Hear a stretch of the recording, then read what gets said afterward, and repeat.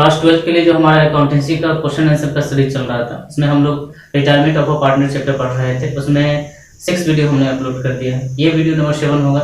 इसमें हम लोग आगे क्वेश्चन पढ़ेंगे। बहुत सारे क्वेश्चन हमने करवाए हैं। हमारी कोशिश ये है कि मैं आपको अपनी सारी क्वेश्चन करवा दूं जो आप जिससे आप सारी बुक बना सको और आप अपने एग्जाम में क्वेश्चन को सॉल्व कर सको अगर यहाँ से क्वेश्चन पूछे जाते हैं तो हेलो बच्चों, मेरा नाम निशार अहमद है और आप देख रहे हैं अकाउंट्स विद निशार। इस यूट्यूब चैनल के माध्यम से आप अपनी तैयारी को बेहतर कर सकते हैं। हमने इस यूट्यूब चैनल पे ऑब्जेक्टिव, सब्जेक्टिव, प्रैक्टिकल मैंने बहुत सारे चैप्टर को कंप्लीट किया है। बहुत सारे टॉपिक को मैंने कंप्लीट किया है। आप इसको देखने के लिए हमारे चैनल का प्लेलिस्ट चेक करो, जहां से आपको आपके एग्जाम के लिए सैकड़ों वीडियो मिल जाएंगे जो आपके लिए बनाए गए हैं। ठीक, तो आज की क्लास को हम लोग शुरू करेंगे। शुरू करने से पहले आप वीडियो को लाइक कर दीजिए और अपने दोस्तों के साथ एक बार शेयर कर दीजिए और पेन पेपर के साथ बैठिएगा। जो क्वेश्चन मैं सॉल्व कराऊंगा आप उसे नोट करते जाएंगे। हमारे पास डॉक्टर एस.के. सिंह की बुक है। मैं उस बुक से क्वेश्चन सॉल्व कर रहा हूं। आप चाहे जिस राइटर की भी बुक पढ़ रहे हो, आपके सामने क्वेश्चन रहेगा, आप उसको देखेंगे, आप उसको समझेंगे और अपने राइटर की किताब के क्वेश्चन को सॉल्व करने का प्रयास करेंगे। ठीक है, बाकी अगर कहीं कोई दिक्कत आ रही है तो आप हमें कॉन्टेक्ट भी कर सकते हैं। चलिए तो फिर शुरुआत करते हैं। देखिए, हमारा जो क्वेश्चन है आज का हमने लिया है क्वेश्चन नंबर 18। हमारे अकॉर्डिंग अभी तक हमने 17 क्वेश्चन करवाए हैं इस बुक से। क्वेश्चन नंबर 18 है। ये पुराना एडिशन है, कोई दिक्कत नहीं, एडिशन में चलता है। आप नए एडिशन से पढ़ो, क्वेश्चन थोड़ा सा इधर उधर हो सकता है, बाकी कॉन्टेंट वही होते हैं, वही चीजें रहती हैं। ठीक है, एक आध क्वेश्चन इधर उधर कर देता है पब्लिकेशन वाला। चलिए समझते हैं क्वेश्चन क्या है। Distribution of reserve and profit and loss. आपको reserve and profit and loss को डिस्ट्रीब्यूट करना है। मेरे प्यारे बच्चों, आप समझो इस बात को, reserve and profit and loss को डिस्ट्रीब्यूट करना है। ठीक है, आपको डिस्ट्रीब्यूट करना है। तो डिस्ट्रीब्यूट करने का मतलब क्या होता है आपको पता है ना, इसको बांटना है। और reserve and profit and loss को बांटेंगे और पार्टनर को बांट कर देंगे। ठीक है, अब समझ में आइए। देखिए, दो ही चीज होते हैं अकाउंट के, दो अनमोल रतन है, एक डेबिट दूसरा क्रेडिट। जानते हैं आप, दो ही चीजें होती है। एक बात मुझे बताओ कि रिजर्व क्या होता है। रिजर्व सर ऑलवेज प्रॉफिट का पार्ट होता है। मेरी बात ध्यान से समझना, रिजर्व क्या होता है, ऑलवेज प्रॉफिट का पार्ट होता है। क्योंकि प्रॉफिट होगा तभी आप रिजर्व करोगे, नहीं होगा तो नहीं करोगे। तो रिजर्व को आप प्रॉफिट मानकर चलिएगा। ठीक है, रिजर्व को क्या मानकर चलिएगा, प्रॉफिट। लेकिन जो प्रॉफिट एंड लॉस अकाउंट होता है ना, इसके दो सेट्स होते हैं। एक होता है डेबिट सेट्स और एक होता है क्रेडिट सेट्स। डेबिट सेट्स का मतलब लॉस होता है और क्रेडिट सेट्स का मतलब प्रॉफिट होता है। ठीक है, ध्यान से समझिए। डेबिट सेट्स का मतलब लॉस होता है, क्रेडिट सेट्स का मतलब प्रॉफिट होता है। इसका मतलब ये है, ये रिजर्व है, इसी का पार्ट है। रिजर्व किसका पार्ट है, इसी का पार्ट है, इस प्रॉफिट का पार्ट है। तो जैसे इसको बांटेंगे वैसे इसको भी बांटेंगे। ये बात तो समझ में आ गई। ये बात आपको आसानी समझ में आ गई कि जैसे इस प्रॉफिट का डिस्ट्रीब्यूशन होगा वैसे रिजर्व का डिस्ट्रीब्यूशन होगा, क्योंकि ये रिजर्व इसी का पार्ट है। ठीक, लेकिन इस लॉस का डिस्ट्रीब्यूशन अलग होगा। ध्यान से समझना, मैंने पिछले क्लास में आपको बताया था डेबिट और क्रेडिट का मतलब क्या है। अगर आप डेबिट, किसी का जो नॉर्मली बैलेंस है वो डेबिट होता है। ध्यान से समझिए, किसी का अगर नॉर्मली बैलेंस डेबिट होता है और आप उसको खत्म करना चाहते हो, ठीक है, आप उसको खत्म करना चाहते हो, उसको डिस्ट्रीब्यूट करके किसी और को उसकी जगह पर रखना चाहते हो, तो आपको यहाँ से इस डेबिट को हटाकर, इस डिस्ट्रीब्यूशन के लिए इस डेबिट को हटाकर लिखना होगा क्रेडिट में, और इसके जगह पर जो जिसको ये दे रहे हो वो आ जाएगा डेबिट में। जैसे मान लिया जाए मेरे अकाउंट में क्रेडिट में पैसा है, ठीक है, और मैं जब किसी को देता हूं, पैसा ट्रांसफर करता हूं, तो वो बंदा क्रेडिट होता है और मैं डेबिट हो जाता हूं। मतलब मैं पहले क्रेडिट में था। जैसे समझिए, आपने कभी पैसा ट्रांसफर किया है अपने बैंक से? फोन पे का तो जमाना है, आप जानते हैं, आपने करा भी होगा। तो फोन पे में आप ध्यान से देखना, जब आप पेमेंट करते हो और जब मैसेज आपके पास आता है, तो जिस आपके अकाउंट में क्रेडिट में पैसा है, आप अगर किसी को पैसा पे करते हो तो आपका अकाउंट डेबिट हो जाता है।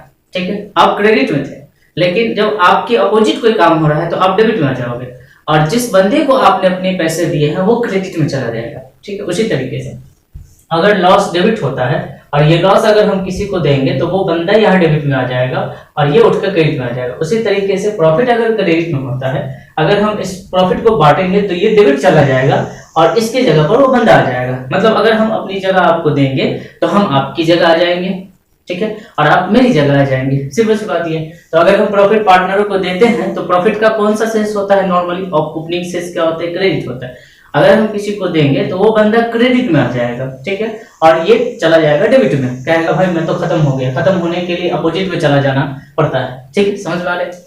तो क्वेश्चन को देखते हैं और समझिएगा क्वेश्चन में, बाकी ये बात आपको समझ में आ गई होगी।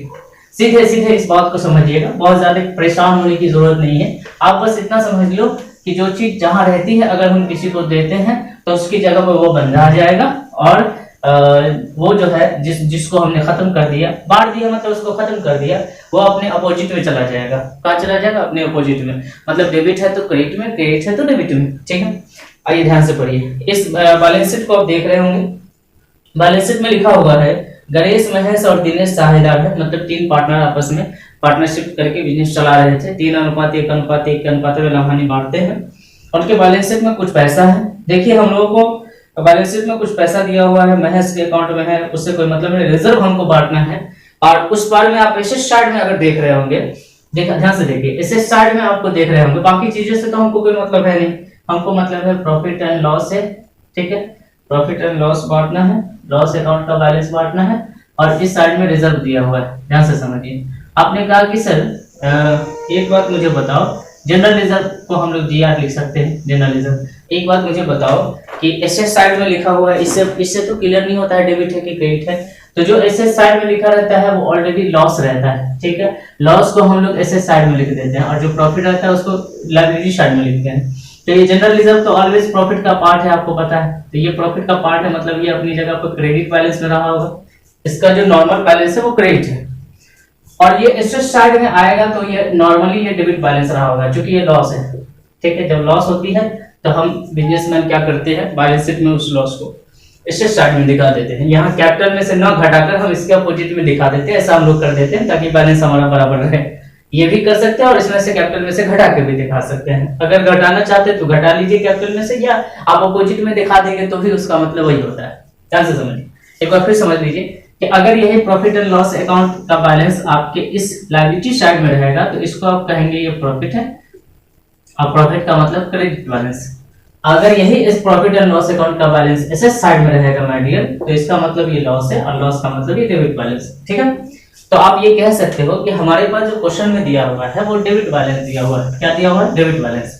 और जनरल रिजर्व के बारे में बिल्कुल नहीं फंसना है, क्योंकि general reserve always credit balance होती है, इस बात को याद रखना है। और यहाँ भी यही दिया हुआ है। अब हमको इसको डिस्ट्रीब्यूट करना है। क्या करना है माय डियर, इसको डिस्ट्रीब्यूट करना है। एक बात हमेशा जान लीजिए, पहले पकड़ना है नॉर्मल क्या होता है। अगर उसके अपोजिट कुछ हो रहा है, उसको खत्म कर रहा है, तो वो अपने अपोजिट में चला जाएगा। समझ रहे हैं मेरी बात को। अगर कोई चीज नॉर्मली डेबिट में होता है, अगर हम उसके अपोजिट कोई काम करते हैं, उसको खत्म करते हैं, तो उसको क्रेडिट में डालना पड़ेगा ताकि उसका असर खत्म हो जाए। जैसे अभी कोरोना वायरस चल रहा है, तो उसमें क्या है कि वायरस खुद एक वायरस है, और हम लोग एक वायरस अंदर में अपने शरीर के अंदर ले रहे हैं, जिसको वैक्सीन के जरिए ले रहे हैं। तो उसके एंटीडोट को तैयार करते हैं ताकि वो लगकर उस वायरस को खत्म कर सके, ठीक है। उसी तरीके से आपको समझना है कि अगर किसी अकाउंट के किसी भी आइटम को, किसी भी मद को अगर खत्म करना है, तो अगर वो डेबिट बैलेंस में है तो उसको खत्म करने के लिए उसको अपोजिट में लिखना पड़ेगा, मतलब उसके एंटीडोट को तैयार करना पड़ेगा ताकि उसका असर खत्म हो जाए, ठीक है। तो अगर ये डेबिट में है तो इसको बांटने के लिए क्रेडिट में लिखना पड़ेगा, और इसका अगर क्रेडिट शेष होता है तो इसको बांटने के लिए डेबिट में लिखना पड़ेगा, और जिसको देना है वो उसकी जगह पे आ जाएगा। ये समझ गए। चलिए, तो हम सबसे पहले बांटते हैं जनरल रिजर्व को। हमको करना है जनरल लिटरी। इस क्वेश्चन में कुछ नहीं करना है, इतना बड़ा क्वेश्चन दिया है, लेकिन हमको बस बांटना है 2 चीज। हमको 2 चीज बांटना है, एक बांटना है जनरल रिजर्व और दूसरा बांटना है। अब ध्यान से समझना, पहले हम लोग डेबिट लिखते हैं। तो एक बात मुझे बताओ कि डेबिट में कौन आएगा, पार्टनर आएगा या जनरल रिजर्व आएगा? तो भाई मेरे पार्टनर तो इसकी जगह आने वाला है, क्योंकि ये जनरल रिजर्व ट्रांसफर होगा पार्टनरों को। तो जनरल रिजर्व का शेष क्रेडिट होता है, तो इसका मतलब यह है ये जो पार्टनर, इसको मिटाकर पार्टनर कहेगा अब हम यहाँ इस सीट पर बैठेंगे, ठीक है। इस सीट पर अब हम बैठेंगे, तुम जनरल रिजर्व चले जाओ डेबिट में, तुम्हारा काम खत्म, तुम चले जाओ डेबिट में, और पार्टनर कहेगा मैं चला आऊंगा तुम्हारी जगह पर, ठीक है। बांटने का मतलब समझते हो ना। गणेश, क्या नाम है भाई मेरे, गणेश, महेश और दिनेश। 2 महेश 2 दिनेश, ठीक है। Capital account, capital account, capital account. समझ में आ रहा है क्या आपको? ये बात समझ में आ गया, ठीक है। तो जनरल रिजर्व का अमाउंट कितना है मैं देखता हूँ, क्या है अमाउंट भाई, 30,000 जनरल रिजर्व का अमाउंट है भाई, और इसको डिस्ट्रीब्यूट करना है। हम लोग लिख देते हैं ये नरेशन में, जनरल रिजर्व डिस्ट्रीब्यूटेड, बस इतना लिख दीजिएगा, काम चल जाएगा आपको। रेशियो दिया है 3:1:1, 3:1:1 में बांटना है भाई। फिर बांटते हैं इसको 30,000 को, तो 30,000 हमें बांटना है, जो हमारे पास रेशियो है 3:1:1, तो 3 1 4 1 5, 3/5, 1/5 और 1/5, ये रेशियो बनेगा, ठीक है जी। तो 30,000 गुने 3/5 ये हो जाएगा, 6 5 30, 6 3 18,000 रुपया इसको, और 30,000 गुने 1/5 अगले पार्टी को, 6 5 30, 6,000 रुपया, और 30,000 गुने 1/5 ये आ जाएगा भाई 6 5 30, 6,000 रुपया, ठीक है। तो 18,000 रुपया, 6,000 रुपया और 6,000 रुपया, ये डिस्ट्रीब्यूट हो गया। समझ में आ गया आपको, समझ में आ गया। देखिए कौन कहाँ था और कहाँ चला गया, क्या समझिए। ये क्रेडिट में था, जब इसको बांटेंगे तो ये चला जाएगा डेबिट में, ये खत्म हो गया, बांटने का मतलब खत्म हो गया, और इसके जगह पर ये आ गया, ठीक है। जब आप किसी चीज को किसी और को ट्रांसफर करते हो तो आप चले जाते हो अपोजिट में, और आपकी जगह पे वो बंदा आ जाता है जिसको आप ट्रांसफर कर रहे हैं, ठीक है। तो ये क्रेडिट बैलेंस आप ट्रांसफर कर रहे थे तीनों को। अच्छा समझ में ये आना चाहिए कि तीनों को क्यों देंगे, रिटायरमेंट अगर हो रही है तो तीनों को देना पड़ेगा आपको, ठीक है। ये बात समझिए, आपके पास जो बैलेंस शीट में अगर कोई चीज है पुरानी, जो भी कमाई है आपको सबको देना पड़ेगा, चाहे वो रिटायर हुआ हो उसको भी, नहीं हुआ हो उसको भी। अब हमारे पास है प्रॉफिट एंड लॉस अकाउंट का बैलेंस, इसको भी डिस्ट्रीब्यूट करेंगे। तो प्रॉफिट एंड लॉस अकाउंट का बैलेंस है डेबिट शेष, ये बात समझ में आना चाहिए आपको, डेबिट से। जब तक आप ये ना समझोगे तब तक आप कैसे समझ पाओगे, बेसिक चीजें आपको समझनी है कि प्रॉफिट एंड लॉस अकाउंट का जो बैलेंस होता है वो डेबिट बैलेंस होता है, अगर वो एसेट साइड में लिखा हुआ है। एसेट साइड में लिखा हुआ है मतलब वो लॉस है, लॉस इसलिए है क्योंकि उसको कैपिटल में से घटाना था, घटाकर नहीं लिखा, उसको अपोजिट में लिख दिया, ठीक है। उसका भी मतलब वही हुआ। तो आप ये जान ले कि वो डेबिट बैलेंस है, और बांटने के लिए वो बंदा चला जाएगा क्रेडिट में, और उसकी जगह पे वो आ जाएगा जिसको बांट कर देना है, ठीक है। तो चलिए मैं यहाँ लिख दे रहा हूँ इसको एंट्री, तो ये तीनों को डेबिट में लिख देंगे, Ganesh capital account debit, Mahesh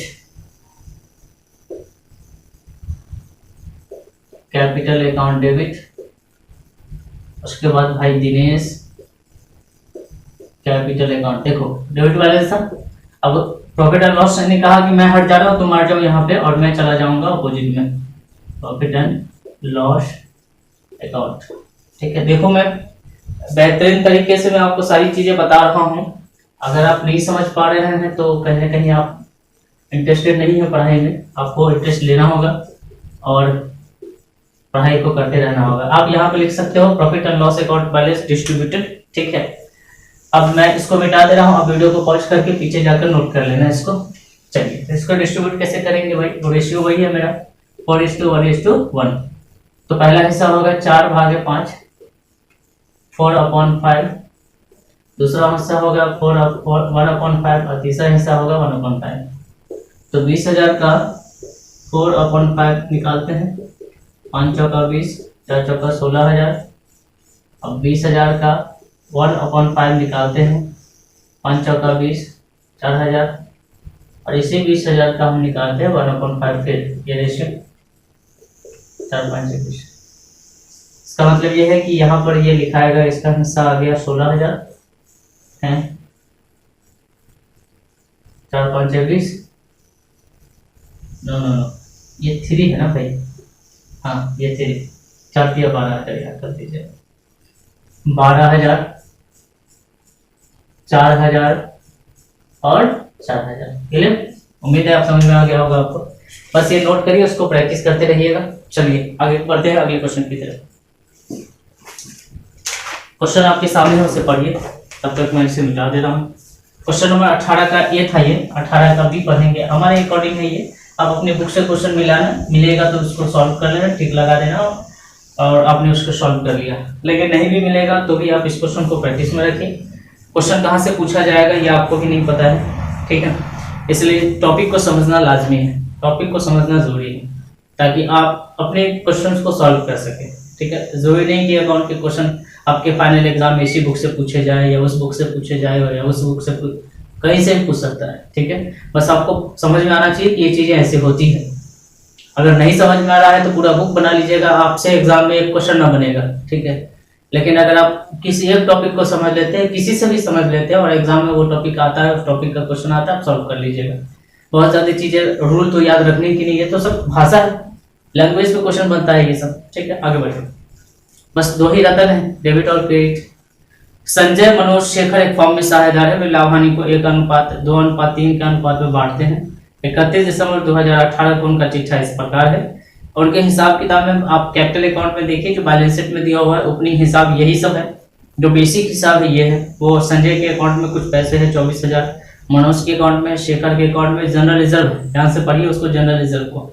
general reserve आपको जब भी दिख जाए, रिटायरमेंट के समय, एडमिशन के समय, डेथ ऑफ पार्टनर के समय, तो इसका मतलब ये होता है कि पहले से कमा कर रखा हुआ है। अगर कुछ नहीं स्पेशल केस कुछ दिया हुआ है तो आप इसको बांटोगे, आप इसको हर हाल में बांट कर हटा दोगे, बांट कर पार्टनर्स के कैपिटल अकाउंट में दोगे। अगर कैपिटल अकाउंट बनाना है तो सीधे कैपिटल अकाउंट में दोगे, और जनरल एंट्री में तो सारी चीजें आती हैं, ठीक है। सारा कचरा हम जनरल एंट्री में कर सकते हैं। तो जनरल रिजर्व अगर बांटने का एंट्री होगा तो हम करेंगे, अगर एंट्री में दिया हो जनरल रिजर्व बटेगा। आप पूछोगे सर क्रेडिटर्स नहीं बटेगा, कर्जा नहीं बढ़ता माय डियर, प्रॉफिट बढ़ता है। और जनरल रिजर्व प्रॉफिट का पार्ट है, प्रॉफिट और लॉस बढ़ता है। तो बैलेंस शीट में ऑलरेडी एक प्रॉफिट रखा हुआ, तो आपको तो बांटना पड़ जाएगा, ठीक है। आगे बढ़िए, बिल्डिंग दिया है, फर्नीचर दिया है, डेप्टर दिया है, कैश भी नहीं बांटोगे, ये सारी संपत्तियां हैं। हाँ, संपत्ति में जो कमी या वृद्धि होती है हम उसको बांटते हैं, ठीक है। आगे बढ़ते हैं। शेखर ने 1 जनवरी 2019 को अवकाश ग्रहण किया। फॉर्म की ख्याति 30,000 लगाया गया। और आपको पता है कि ख्याति का वैल्यू क्यों लगाया जाता है? ख्याति का वैल्यू लगाया जाता है ताकि हम पार्टनर को की जो कमी है हिस्सेदारी की, पार्टनर का कंपनसेशन कर सके। तो पार्टनर का कंपनसेशन हम करेंगे 30,000 से, ठीक है। जो शेयर उसका छूटेगा उसका 30,000 में वैल्यू निकालेंगे, उस 30,000 को वो पार्टनर पे करेगा जिस पार्टनर ने इसके शेयर को गेन किया होगा, मतलब गेन रेशियो भी फाइंड करना पड़ेगा। आगे बढ़ते हैं। शेखर को दी जाने वाली राशि ऋण खाते में हस्तांतरित की गई। उक्त विवरण के लिए साझेदार का पूंजी खाता बनाइए। उक्त विवरण से साझेदारों के पूंजी खाता बनाइए, मतलब आपको सीधे पूंजी खाता बनाना है मानिए, ठीक है। चलिए कोई बात नहीं, हम लोग कैपिटल अकाउंट सीधे बना देते हैं, ठीक है। तो कैपिटल अकाउंट बनाना है, चलो ठीक है, करते जा रहे हैं। जर्नल नहीं करना है, अच्छा चलो कैपिटल अकाउंट बनाना, कोई दिक्कत नहीं। पार्टनर्स कैपिटल अकाउंट बनाना तो और अच्छी बात है, पार्टनर्स कैपिटल अकाउंट बनाना है आपको, ठीक है। अब ध्यान से समझिएगा, कितने पार्टनर है आपके पास? 3 पार्टनर है, तो 3 का आप फॉर्मेट खींचिए। हाँ, 1, 2 और 3। उसी तरीके से यहाँ 1, 2 और 3, ठीक है जी। अब यहाँ पर क्या क्या कर देना है आपको? ये हो जाएगा आपका पार्टिकुलर, ये हो जाएगा आपका संजय, ये हो जाएगा आपका मनोज, ये हो जाएगा आपका शेखर, ये हो जाएगा पार्टिकुलर, लिख लीजिएगा। ये हो जाएगा संजय, ये हो जाएगा मनोज, ये हो जाएगा पार्टिकुलर, सॉरी शेखर।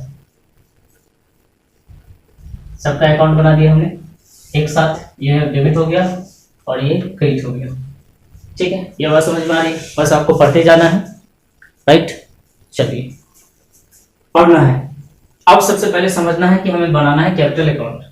और कैपिटल अकाउंट हम किसका बना रहे हैं, कौन सा कैपिटल का हिसाब कर रहे हैं? तो बैलेंस शीट में जो कैपिटल ऑलरेडी मौजूद है ना, इस साइड में देखिएगा, संजय का 24,000 रुपया मौजूद है, और मनोज का आपको दिया है 20,000 रुपया, और शेखर का आपको दिया है 16,000। इसी कैपिटल का हिसाब करना है। तो इस कैपिटल में ऑलरेडी पैसा है, इस कैपिटल में ऑलरेडी पैसा है, तो इसको पहले लिखेंगे। कैपिटल का बैलेंस क्या होता है? देखिए बेसिक चीजें हमेशा काम देती है, आपको पता है ना। जिस बंदे ने बेसिक नहीं पढ़ा है उसको दिक्कत हो आएगी। कैपिटल का बैलेंस क्रेडिट होता है, अगर आप नहीं जानते तो उस बात को नोट कर लो आज।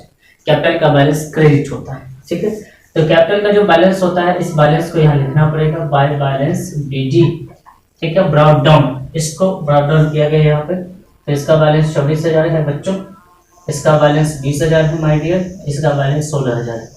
यहाँ तक समझ गए? अब जो जो चीज हम इसको देंगे, तो जो चीज इसके अकाउंट में क्रेडिट करेंगे, जिस पैसे से इसके अकाउंट को क्रेडिट किया जाएगा उसको क्रेडिट में लिखेंगे, जिस पैसे से इसके अकाउंट को डेबिट किया जाएगा उसको डेबिट में लिखेंगे, ठीक है। अब जैसे यहाँ पर मैंने आपको कहा था कि जनरल रिजर्व में कुछ पैसे बचे हैं 18,000 रुपये, इस पर तो डिस्ट्रीब्यूट करके देना पड़ेगा, ठीक है। ये कैपिटल का ही पार्ट है, ये देखिए कैपिटल का ही पार्ट है। और जनरल रिजर्व देखिए क्या होता है, क्रेडिट बैलेंस होता है। तो क्रेडिट बैलेंस होता है तो इसको क्रेडिट में देना पड़ेगा और ये खत्म हो जाएगा जनरल रिजर्व। जैसे ही इसको दे देंगे खत्म हो जाएगा जनरल रिजर्व। अब आप कहोगे जनरल रिजर्व का एंट्री अगर होगा तो क्या होगा, जनरल रिजर्व अकाउंट डेबिट 18,000 से to Sanjay, to Manoj, to Shekhar. देखिए तीनों के अकाउंट में ये जनरल रिजर्व कहाँ आया, क्रेडिट में आ जाएगा। समझ रहे हैं मेरी बात को, जनरल रिजर्व इसके अकाउंट में ट्रांसफर हुआ, समझ रहे हैं। तो जनरल रिजर्व अगर इसके अकाउंट में ट्रांसफर हुआ है तो इसको लिखना पड़ेगा बाय जनरल रिजर्व, ठीक है, समझ रहे। संजय, मनोज और शेखर का अकाउंट कहाँ है, क्रेडिट में है, तो आ जाएंगे क्रेडिट में। और ये पैसा किसके साथ क्रेडिट में, तो जनरल रिजर्व पे, तो जनरल रिजर्व को इसके अकाउंट के क्रेडिट में डाल देंगे, ठीक है। आगे 18,000 रुपया रेशियो हमारे पास है, रेशियो चेक करना पड़ेगा क्योंकि 18,000 हमें बांटना है। तो आप वर्किंग नोट में लिख दो इस बात को। आपके पास जो रेशियो है वो है 1:2:3। अब आपको इसको 18,000 को डिस्ट्रीब्यूट करना है तो पहला हिस्सा हो जाएगा 1/1, 2, 3, 3, 3, 6, 6 3 18, 3,000 रुपया। दूसरा हिस्सा हो जाएगा 18,000 गुने 2/6, 6 3 18, 3 दूना 6,000 रुपया होगा। और तीसरा हिस्सा हो जाएगा 3/6, 6 3 18, 3 3 9,000। तो भाई 3,000, 6,000 और 9,000 ये आपका हिस्सा हो गया। अब आगे बढ़िए, आगे कुछ नहीं है बैलेंस शीट में और कुछ नहीं है बांटने लायक। आप संपत्ति नहीं बांट सकते, आप कर्जा नहीं बांट सकते, हम प्रॉफिट और लॉस को बांट सकते हो। बाहर आ गए, बाहर में कुछ अगर हिसाब किताब है, कुछ प्रॉफिट, कोई संपत्ति और कर्ज में वृद्धि और कमी अगर हो रही है, क्या से समझना, इसी संपत्ति और कर्ज में वृद्धि और कमी हो रही है तो उससे जो प्रॉफिट और लॉस बनेगा वो हम डिस्ट्रीब्यूट करेंगे, संपत्ति को डिस्ट्रीब्यूट नहीं करेंगे, ठीक है, और कर्जों को भी डिस्ट्रीब्यूट नहीं करेंगे। तो हमारे बाहर में इस क्वेश्चन के बाहर में कहीं पर ऐसी बात लिखी हुई नहीं है कि किसी संपत्ति में, किसी लायबिलिटी में कोई कमी या वृद्धि हुई है, ठीक है। इस क्वेश्चन में बस इतना ही लिखा हुआ था। इस क्वेश्चन में एक चीज और लिखी हुई है बाहर में, ये फॉर्म की ख्याति 30,000 आंकी गई। पूरे फॉर्म की जो गुडविल है, जो शेयर का वैल्यू है वो 30,000 लगाया गया। मतलब जो पूरा शेयर है 1:1 जो रेशियो है इन दोनों का, तीनों का, उसका वैल्यू 30,000 लगाया। जो बंदा जितना वैल्यू छोड़ कर जाएगा उसको उतना पैसा मिलेगा, ठीक है। इसमें जा कौन रहा है, शेखर जा रहा है। तो शेखर का रिटायरमेंट हो गया 1/6 है, 2/6 है, 3/6 है। ये मनोज है, ये संजय मनोज शेखर, ठीक है। तो ये रिटायर किया, ये रिटायर किया। तो इस बंदे को 30,000 में शेयर चाहिए, मनोज को क्या नाम है, संजय, शेखर को, ठीक, 30,000 में शेयर चाहिए। तो 6 5 30, भाई को 15,000 रुपया हर हाल में चाहिए, ठीक है भाई। हर हाल में चाहिए का मतलब इसके अकाउंट में क्रेडिट होना चाहिए, इसके अकाउंट में क्रेडिट करना है। क्यों क्रेडिट करना है, क्योंकि पूरे शेयर का वैल्यू 30,000 लगाया गया। जो बंदा जितना शेयर छोड़ देगा उतना उसको पैसा क्रेडिट किया जाएगा उसके अकाउंट में, ठीक है। तो किसने छोड़ा, यहाँ पर जो पार्टनर है संजय, मनोज और शेखर। शेखर रिटायर हुआ तो शेखर ने शेयर छोड़ दिया। शेखर का शेयर कितना है, तो 3/6 है। तो 30,000 गुने 3/6 कर देंगे, 6 5 30, 5 3 15, सही है क्या। अब इसको देगा कौन, सवाल ये उठता है कि इसको देगा कौन। इसके क्रेडिट में तो जाएगा, संजय के क्रेडिट में 15,000 जाना चाहिए, शेखर के क्रेडिट में यहाँ पर 15,000 ऐड होना चाहिए। लेकिन किसके अकाउंट से कटेगा, तो जिसके अकाउंट से कटेगा उसको उसके अकाउंट में डेबिट करेंगे, समझ रहे मेरी बात को। तो अब हम काटते हैं, इसको देगा कौन, तो जिसने गेन किया होगा। तो गेन रेशियो बराबर क्या होता है आपको पता है, new ratio minus old ratio. और अगर न्यू रेशियो आपको नील है, मतलब दिया नहीं है क्वेश्चन में, तो gain ratio equal to old ratio. तो आपको यहाँ gain ratio equal to old ratio पे काम करना पड़ेगा क्योंकि न्यू रेशियो नहीं है और अच्छी बात नहीं है, हमारा कैलकुलेशन बच जाएगा। तो हमारे पास जो गेन रेशियो होगा वो होगा 1:2, ठीक है। ये संजय और मनोज, शेखर चला गया तो संजय और मनोज इसको 1:2 में इस पैसे को पे करेगा, 15,000 को, ठीक है। तो 15,000 का संजय कितना देगा, यहाँ लिख दे रहा हूँ, संजय 15,000 का 1/3, 5 दिया 15, 5,000 रुपये, ठीक है। और मनोज का हो जाएगा 15,000 गुने 2/3, 5 दिया 15, 5 दूना 10,000। अब समझिए, संजय और मनोज के अकाउंट से पैसा काटना है और ये अपनी जगह किसको देगा, अपनी जगह देगा शेखर को। तो इसके यहाँ लिखा आएगा शेखर, शेखर आएगा इसकी जगह पर और इसके अकाउंट से पैसा लेकर चला जाएगा। 5,000 रुपये इसके अकाउंट से और 10,000 रुपये इसके अकाउंट से। और इस ये अपनी जगह पर किसको लाएगा, बुलाएगा, भाई आओ संजय भैया आ जाओ और हमको पैसा दो। संजय भैया आ जाएंगे, संजय भैया आएंगे और मनोज भैया आएंगे और कहेंगे भैया हमको पैसा दो, ठीक है। तो ये दोनों देंगे, ये देंगे 5,000 और ये देंगे 10,000, ठीक है जी, क्लियर। और कुछ नहीं है पूरे क्वेश्चन में, और कुछ नहीं है माय डियर। अब हम इसका बैलेंस कर देते हैं। बैलेंस कैसे होता है आपको पता है क्या? जो बड़े साइड जो ज्यादा रहता है उस साइड में बैलेंस का मतलब क्या होता है, जिधर कम है उधर बराबर कर दीजिए। तो देखिए तो किधर कम है, शेखर की इधर कम है इधर ज्यादा है, इस साइड जोड़िए क्या आता है 915, 5 जोड़ दीजिएगा 925, 5 जोड़िएगा 30 और 10 40,000 रुपया। तो 40,000 यहाँ आ गया, 40,000 यहाँ आ गया। और यहाँ पर टू बैलेंस CD जो लिखते थे, आप जो बैलेंस करके हम लोग लिखते थे CD, to balance CD my dear, हाँ सही है, आंसर भी मिला लिया हमने। टू बैलेंस CD जो लिखते थे, लेकिन अब नहीं लिखिएगा क्योंकि शेखर जा रहा है, शेखर बिजनेस में नहीं है। शेखर को या तो पेड कर दीजिए या शेखर का कर्ज रख लीजिए आप, ठीक है। शेखर का तो हिसाब हो गया, शेखर कैपिटल में नहीं रहेगा, कैपिटल में वही रहता है जो पार्टनर रहता है। तो यहाँ पर शेखर का जो बैलेंस है ना, ये ट्रांसफर हो जाएगा शेखर के लोन अकाउंट में, ठीक है। शेखर अब रहेगा, लेकिन वो जैसे बाहर के लोग कर्ज में रहते हैं ना, बाहर का कर्ज रहता है, उसी तरह हमारे ऊपर शेखर का कर्ज रहेगा 40,000 रुपया। ये 40,000 कहाँ से आए, ये 40,000 टोटल बैलेंस, इधर देखो यहाँ जीरो बैलेंस करेंगे, 40,000 में से जीरो घटाएंगे तो 40,000 आएगा। लेकिन इसका क्या आ रहा है देखिए, 24 दिन 27,000 आ रहा है, ये आ रहा है 26,000। तो 24 दिन 27,000 को हमने जो रिटायरिंग पार्टनर उसका हिसाब पहले कर लिया, इन दोनों का हिसाब बाद में करते हैं। तो इसमें से इसको घटाइएगा तो अब इन दोनों के लिए बैलेंस लिखाएगा, इसको नहीं पे करना है तो बिजनेस चलाएगा। अभी बैलेंस शीट लिखाएगा, 27,000 में से 5,000 घटा देंगे 22,000 और 26,000 में से 10,000 घटा देंगे 16,000, ठीक है। नोट कर लीजिए, फटाफट इसको नोट कर दिए, नोट करके बताइए कि क्या आपको समझ में आ गया क्या। नोट करके बताइए क्या आपको समझ में आ गया क्या, समझ में आ रहा है, क्लियर, ओके। चलिए सब कुछ सही है भाई, चलिए तो फिर आगे बढ़ा जाए क्या, एक और क्वेश्चन लिया जाए, यहाँ तक हो गया भाई। चलिए बहुत इजी क्वेश्चन था ये, आगे बढ़ते हैं भाई। प्रैक्टिस करना बहुत जरूरी है, एक आध बार प्रैक्टिस करिए, और जितना आप पढ़ते हो मेहनत लगता है वीडियो बनाने में, आपको भी मेहनत लगता है वीडियो देखने में। एक बार देख लो ऐसा नहीं है, आप देखो, इसको नोट करो और इसको पढ़ने का प्रयास करो, ठीक है। 22,000 16,000 आंसर सही। चलिए इसका balance CD, to balance CD को बाय बैलेंस BD बाहर में चाहो तो लिखकर छोड़ दो, ठीक है। चलिए अगले क्वेश्चन की तरफ बढ़ते हैं, एक और क्वेश्चन लेंगे आज की क्लास में।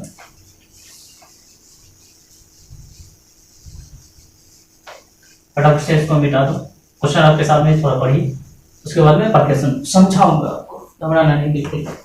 चलिए आगे बढ़ते हैं। क्वेश्चन कहता है कि जर्नल एंट्री करना और रिवॉल्यूशन अकाउंट बनाना है, ठीक है भाई। जर्नल एंट्री भी कर देंगे, रिवॉल्यूशन अकाउंट भी बना देंगे, पूरा छोड़ देते हैं। ABC एक फॉर्म में 6000 इसका रेशियो वगैरह वगैरह है, आपको बैलेंस शीट चेक कर लेना है, बैलेंस शीट में क्या क्या है। कुछ पैसे भी रहते हैं जिसको कुछ कहेगा नहीं लेकिन बांटना पड़ेगा।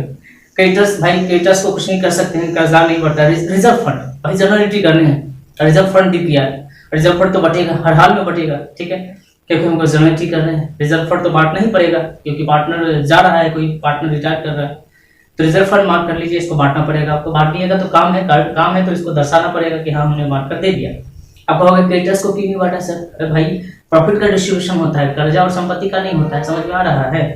कैपिटल अकाउंट दिया हुआ है ABC, कैपिटल का डिस्ट्रीब्यूशन कैसे कर दो, उसका तो अपना सेपरेट पैसा है। कैश में पैसा है, बैंक में पैसा है, ये सब भी नहीं बटेगा क्योंकि एसेट है, डेब्टर है, फर्नीचर है, स्टॉक है, बिजनेस प्रीमिसेस है। आप देख लीजिए बाद में संपत्ति पक्ष में शी रिटायर कर जा रहा है, रिटायर कर जा रहा है, अच्छी बात है। अपर्याप्त एवं संदिग्ध ऋणों के लिए देनदारों को 5% आयोजन करना। इसका मतलब यह है कि संपत्ति तो नहीं बटेगा, लेकिन संपत्ति में जो अपर्याप्त ऋण है 5% वो तो बटेगा, क्योंकि इससे बिजनेस को लॉस हुआ। अब बिजनेस को लॉस हुआ तो बिजनेस का लॉस कौन सा है? पार्टनर्स रहेगा। इसका मतलब यह है कि इसका हमको पार्टनर को बांटना पड़ेगा। लेकिन एक बात है कि अगर प्रॉफिट एंड लॉस का कोई बैलेंस अगर आपको बैलेंस शीट में दिया हुआ है तो सीधे बटेगा। लेकिन अगर अभी एट ए टाइम आपको अगर प्रॉफिट एंड लॉस किसी एसेट में, किसी लायबिलिटी में कमी या वृद्धि हो रही है तो वो सीधे नहीं जाता है पार्टनरों के बीच में, वो पहले जाएगा रिवॉल्यूशन अकाउंट में, देन जाएगा पार्टनरों के बीच में। मेरी बात समझ में आ रही है? तो देनदारों पे जो कमी हुई है बेशक वो लॉस है, लेकिन वो पहले रिवॉल्यूशन अकाउंट में लिखाएगा, उसके बाद बैलेंस होके जाएगा पार्टनर के कैपिटल अकाउंट में, ठीक है। तो मतलब ये है कि इसको 2 बार आपको कहीं ना कहीं काम करना पड़ेगा इसके लिए। स्टॉक और फर्नीचर को 5% और 10% से हरासित किया गया। व्यापारिक भवन मतलब बिजनेस प्रीमिसेस को 880 से बढ़ाया गया। मतलब पूरा कुछ एसेट है जिसमें कमी या वृद्धि हुई है, इसका हिसाब किताब आपको करना पड़ जाएगा। एक है देनदार जिस पर 5% आपको समायोजन करना है। एक स्टॉक है, ये भी एसेट है जिस पर 5% आपको घटाना है। फर्नीचर है जिस पर 10% आपको घटाना है। बिजनेस प्रीमिसेस है 880 रुपये जिसमें आपको 880 रुपये बढ़ाना है। आपको रोजनांचा प्रविष्टि करना है और लाभ हानि का समायोजन करना है। तो रोजनांचा प्रविष्टि में हम सारा काम करेंगे। रिजर्व फंड जो है उसको बांटना है, सीधे वो करेंगे। संपत्ति और लायबिलिटी एसेट में और लायबिलिटी में जो कमी या वृद्धि होगी उसको रिवैल्यूएशन अकाउंट में लिखेंगे, फिर उसका बैलेंस करेंगे, फिर उसको डिस्ट्रीब्यूट करेंगे। ये काम हमको करना पड़ेगा। एक काम इसमें और आपको करना पड़ेगा, आप हमेशा याद रखिए कि अगर कोई पार्टनर जा रहा है तो उसका हिसाब करके उसको पेमेंट करना पड़ेगा। लेकिन अगर पार्टनर कैपिटल अकाउंट के बारे में कहीं नहीं लिखा, आप जर्नल कर रहे हो तो जर्नल में आप हर काम को दिखाते हो। जर्नल में तो आप रिवैल्यूएशन भी दिखाओगे, रिजर्व को बांटोगे वो भी दिखाओगे, और ये जो हिसाब होगा सी का, एटलीस्ट आपको सी का हिसाब भी आपको जर्नल एंट्री में शो करने पड़ेंगे। इसमें कहीं पर लिखा नहीं है, लेकिन आप दिमाग में सेट रखो कि रिटायरमेंट होने का मतलब ये है, कोई पार्टनर रिटायर कर रहा है तो उसका हिसाब शो करोगे कि नहीं करोगे, सो मुझे बताओ। शो करो जर्नल एंट्री में, तो जर्नल एंट्री में शो कर देंगे सी का हिसाब। लेकिन सवाल ये होता है किसी को पेमेंट तो नहीं करना, तो सी को पेमेंट नहीं करना है तो सीधे सी का अकाउंट जो कैपिटल अकाउंट था वो ट्रांसफर होगा लोन अकाउंट में, ठीक है। तो सी के लोन अकाउंट में ट्रांसफर करेंगे। और अभी हमने आपको गुरु मंत्र दिया है भाई, इंटरी अगर फंसे दिमाग में तो ये समझ लो कि ट्रांसफर कर रहे हैं क्या, तो ट्रांसफर कर रहे हैं तो जो जहां था वहां से उठकर वो अपोजिट में चला जाएगा और उसकी जगह कोई दूसरा चलाएगा। तो जैसे मैंने आपको कहा कि सी का कैपिटल अकाउंट, देखिए सी का कैपिटल अकाउंट, और अभी मैंने आपको समझाया कि कैपिटल का क्रेडिट बैलेंस होता है और इस कैपिटल अकाउंट को लोन में ट्रांसफर करना है, तो ये क्रेडिट वाला चला जाएगा डेबिट में और इसकी जगह पर सी का लोन अकाउंट लिखा जाएगा। क्या बात, ठीक है, समझ में आ रहा है मेरी बात, समझ रहे हैं?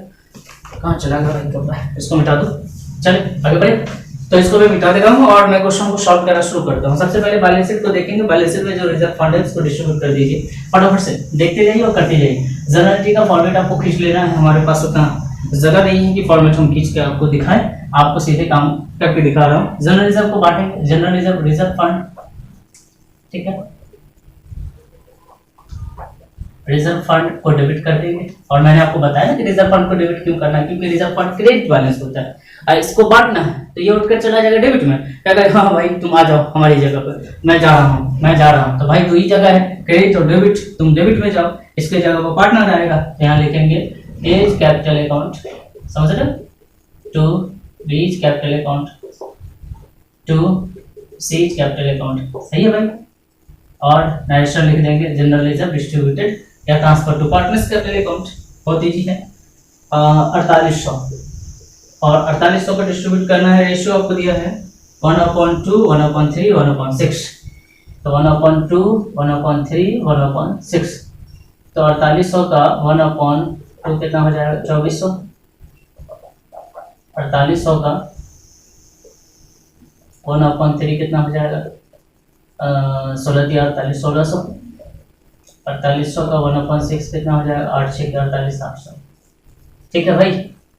तो ये हो जाएगा 2400, ये हो जाएगा 1600, ये हो जाएगा 800। बाकी बैलेंस शीट में और कुछ नहीं है जिसका कोई काम करना पड़े।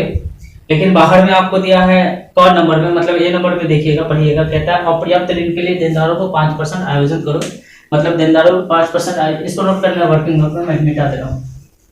देनदारों को जो आयोजन करना है वो लॉस होगा, इससे लॉस होगा तो पार्टनर को भी जाएगा, लेकिन वो डायरेक्ट ना जाकर पहले रिवैल्यूएशन अकाउंट में ट्रांसफर होगा। फिर से समझो, लॉस का डेबिट बैलेंस होता है और इस लॉस को ट्रांसफर करेंगे रिवैल्यूएशन अकाउंट में।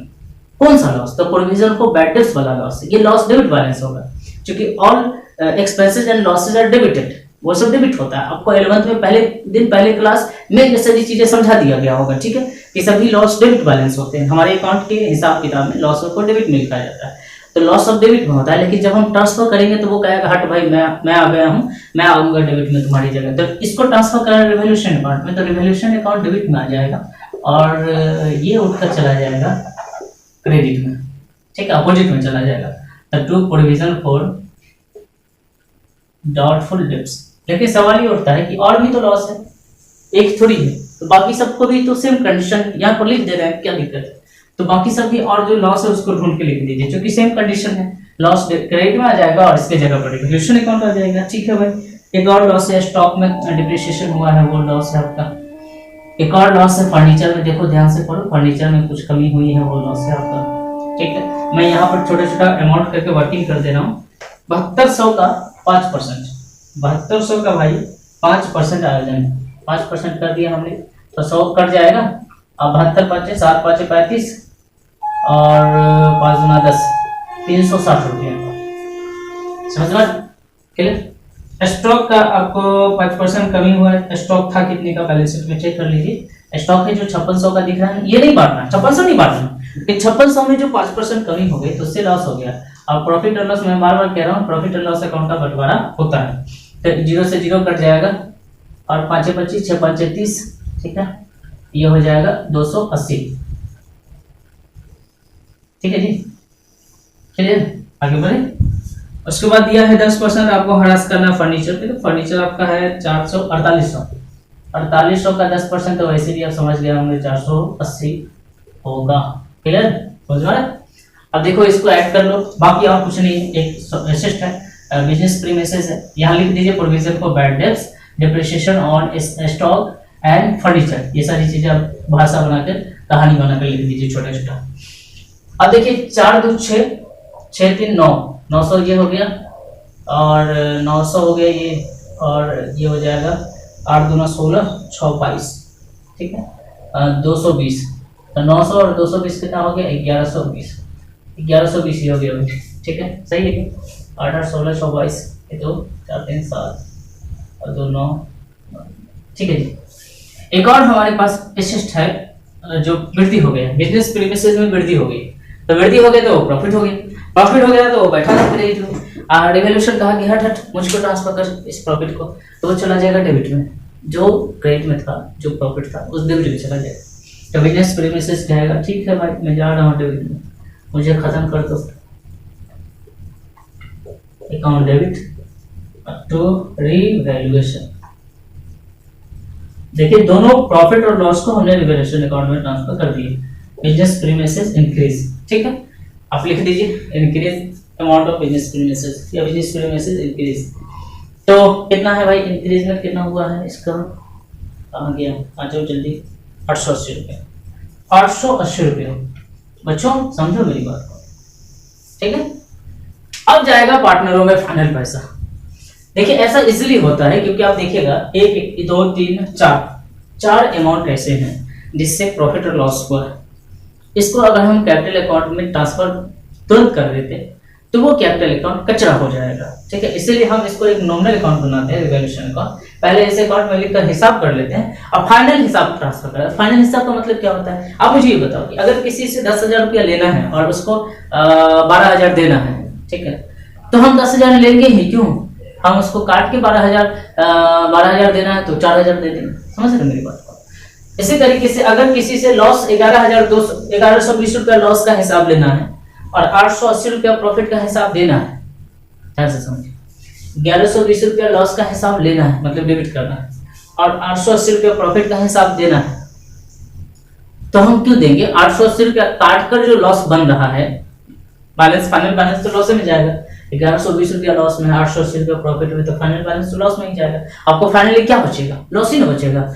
880 रुपया कितना माइनस करिएगा, आपका 1120 रुपया माइनस में चल रहा है, 880 रुपया प्लस हुआ तो माइनस करते करते ये ओवर होगा तब ना प्रॉफिट होगा, तो आपका अभी भी लॉस ही है। तो फाइनल जो बैलेंस आपका बनता है आप वर्किंग में लिख दो, फाइनल बैलेंस बनता है 1120 माइनस 880 रुपया। तो इसको काटिएगा तो 11 दूना 8 4 12 और ये हो जाएगा भाई 10 में से 8 गया तो 240 रुपया। ये 240 रुपया डिस्ट्रीब्यूट कर दीजिए, लेकिन ये लॉस है, ध्यान से समझिए, लेकिन ये लॉस है। क्यों लॉस है, क्योंकि अब देखिए यहाँ प्रॉफिट आपको 880 रुपया है, 1120 रुपया लॉस है, तो आपको फाइनली ऐसा नहीं करेंगे कि हम 880 रुपया देंगे 1120 रुपया लेंगे, नहीं, हम इसको माइनस करके 240 रुपया ले लेंगे, बात खत्म हो जाएगी, बात बराबर हो जाएगी। आप इसको नोट डाउन कर लीजिए, ठीक है। अब हम बढ़ेंगे, ये मिटा दे रहा हूँ, इसको नोट करके प्रैक्टिस करते रहिएगा, मेरी बात ध्यान से समझिएगा और समझना जरूरी। तो ये फाइनल बैलेंस हमारा जाएगा पार्टनर के बीच में, लेकिन अब ये लॉस है। लॉस का बैलेंस क्या होता है, डेबिट, ठीक है, लॉस का बैलेंस क्या होता है, डेबिट। अब पार्टनर कहेगा हट हट डेबिट वाले हट, मैं आ जाऊंगा तुम्हारी जगह पर, मैं आऊंगा क्योंकि ये मेरा हिसाब है। तो पार्टनर जो हमारे पास है ये तीसरा एंट्री हो जाएगा भाई। पार्टनर हमारे पास क्या क्या है, ABC है, 3 पार्टनर का नाम है, तो हम लिख दे रहे हैं A's capital account B's capital account, C's capital account.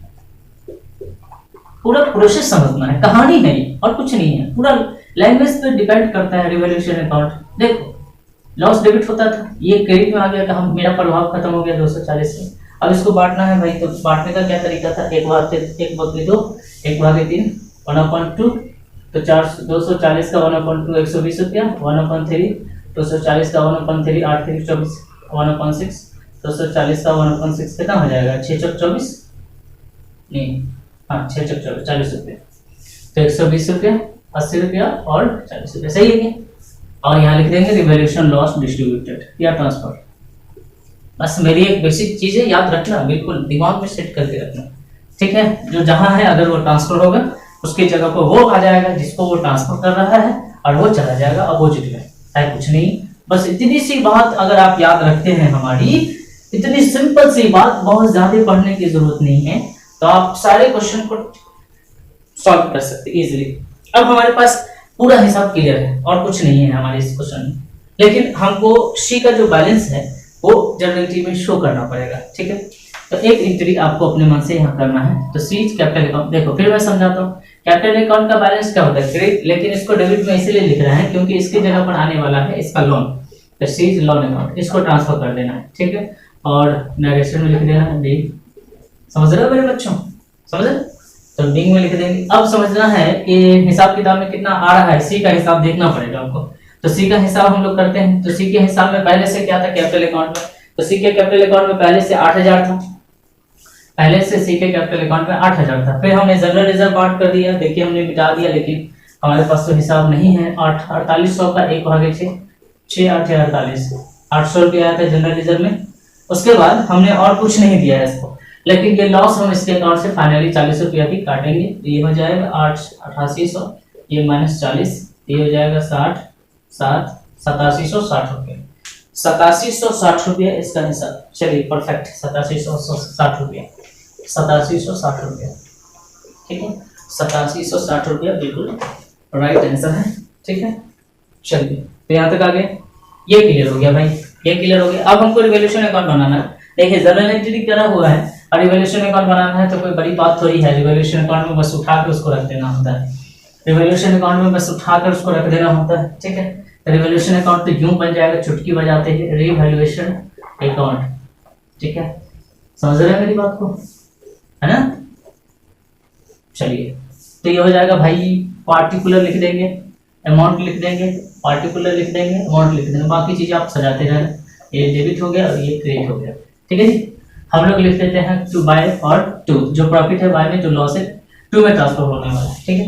तो प्रॉफिट ट्रांसफर होकर इस रिवॉल्यूशन अकाउंट में वो आ जाएगा कि उनको प्रॉफिट था बिजनेस प्रीमिसेस 880 रुपया। उसके बाद क्या क्या लॉस था, provision for bad dates, provision for DD लिख दीजिए। देखिए हमने हिसाब तो मिटा दिया है, तो मैं फटाफट कर दे रहा हूँ, टेंशन नहीं। 7200 का 5%, 360 रुपया, ठीक है। तो स्टॉक पर डिप्रिसिएशन था बच्चों, स्टॉक कितने का, 5600, तो 5600 का 5% डिप्रिसिएशन था,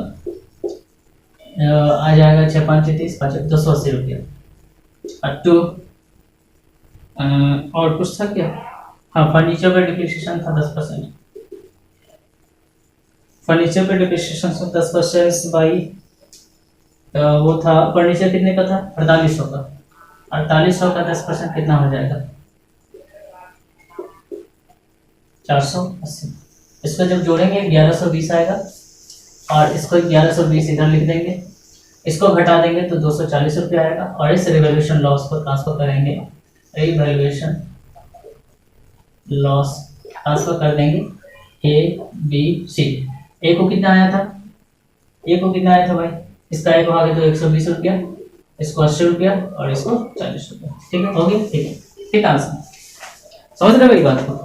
तो आपको बस क्या करना है, इस तीनों क्वेश्चन को थोड़ा प्रैक्टिस करना है, बिल्कुल नहीं घबराना। मैं सारा टॉपिक सारा क्वेश्चन कर दे रहा हूँ, ठीक है, सारे क्वेश्चनों को मैं सॉल्व कर रहा हूँ। और जो बिहार बोर्ड से हैं उनके लिए तो मेरा चैनल बिल्कुल उनकी तैयारी के लिए समर्पित है, मैं समर्पित हूँ, अकेले बहुत मेहनत करने की कोशिश करता हूँ, जहाँ तक हमसे संभव हो पाता है मैं कर रहा हूँ। आपका भी सहयोग चाहिए, आप चैनल को सब्सक्राइब करिए, अपने दोस्तों तक पहुँचाइए, व्यूज़ बढ़ाइए, थोड़ा सा और मेहनत करना है ना। थोड़ा थोड़ा करते करते बहुत आगे तक आए हैं और आगे भी जाएंगे। अपनी मेहनत पर आप भी भरोसा करें, मैं भी भरोसा कर रहा हूँ, और इसको करिए। प्रैक्टिस करना बहुत लाजमी है, बहुत ज़रूरी है, ठीक है। और मेहनत से सब कुछ होता है, बस ये याद रखना है कि जिस बंदे ने सब्र के साथ मेहनत किया है उस बंदे की सफलता निश्चित है, ठीक है। उसको कोई नहीं हरा सकता है, उसको कोई नहीं मिटा सकता है। जो अपने आप की अपील करता है, जो अपनी मेहनत पर भरोसा करता है, ठीक है। आपके पास ये समझ लो, आपके पास आपकी मेहनत के अलावा दूसरा कोई रास्ता नहीं है। सफलता का कोई शॉर्टकट नहीं होता है, ये बात आपको समझना है। आपको पढ़ना पड़ेगा, आपको उस लायक बनना पड़ेगा कि आप कहीं भी कोई भी पढ़ाई करने के लिए बैठ जाए तो आप पढ़ सकें, है ना। आपकी आदतों में वो पढ़ाई होनी चाहिए, ठीक है। समझ रहे हो मेरी बात को? तो इसको नोट डाउन कर लिए होंगे। चलिए तो फिर मिलेंगे नेक्स्ट वीडियो में। वीडियो को लाइक कर दीजिए, अपने दोस्तों के साथ शेयर भी करिए, और कमेंट्स बॉक्स में लिखकर बताइए कोई अगर प्रॉब्लम है, कोई सुझाव है आपकी तरफ से, ठीक है। और वीडियो कैसा लग रहा है ये भी बताइए, नहीं अच्छा लग रहा है ये भी बताइए, क्यों नहीं अच्छा लग रहा है ये भी बताइए, ठीक है। तो हम आपकी कमेंट्स का इंतज़ार करेंगे। तब तक अपना ख्याल रखें। बाय बाय, ठीक है।